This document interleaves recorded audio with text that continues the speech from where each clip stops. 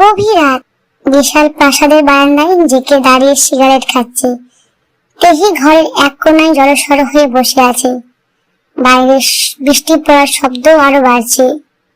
প্রথম দিনটা কোনো মতে কাটলেও রাতটা যেন তেহির কাটছেই না, যমদূতের মতো মনে হচ্ছে। এই প্রাসাদের প্রতিটা দেওয়ালে যেন জেকে নিঃশ্বাসের শব্দ শোনা যায়। তেহি জানতো না এই চুক্তির আড়ালে জেকে আসলে তাকে নিজের করে নেওয়ার ছক কষছে। জেকে ছোঁয়ায় তেহির প্রতিটা শরীরে রক্তবিন্দু যেন ঘৃণায় টকবক করে ফুটছে। সে এই মানুষটাকে ঘৃণা করে, তার জোর খাটানোকে সে ঘৃণা করে। তার শার্টের উপরে বোতামগুলো খোলা। সে ধীর পায়ে তেহির দিকে এগিয়ে আসে। তেহি ভয়ে পিছিয়ে যায়। জেকে খুব নিচু স্বরে বলে ওঠে, সারাদিন তো খুব কান্নাকাটি করলে, এখন এই মাঝরাতে কার অপেক্ষায় জেগে আছো তেহি? তোমার ওই প্রিয় বন্ধুর? ও তো এখানে আসবে না। তেহি ভয়ে ভয়ে বলে ওঠে, আপনি আপনি কেন বারবার ওর কথা বলছেন?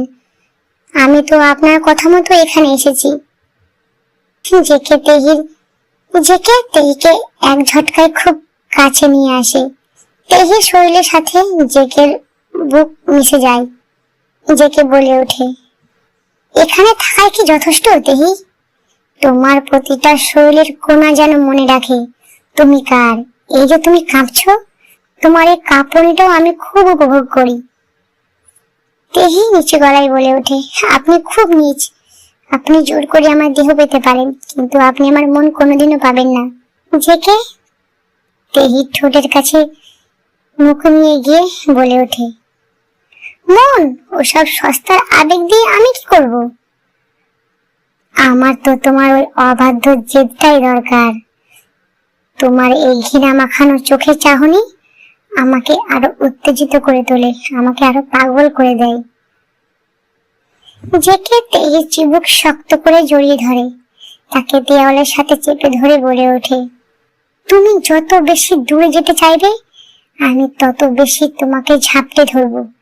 তুমি কি ভাবো তেহি, তোমাকে আমি এখানে এনেছি খুব দয়া করে?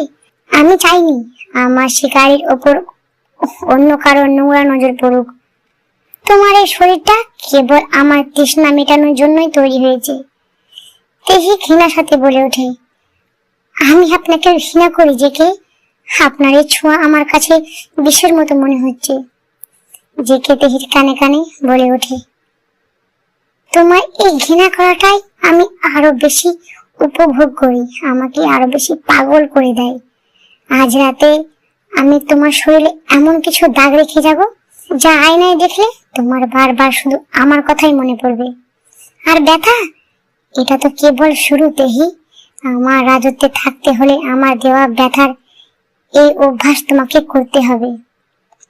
তেহি কাপা স্বরে বলে ওঠে, আপনি একটা পশু। জেকে বাঁকা হাসি দিয়ে বলে ওঠে, পশু?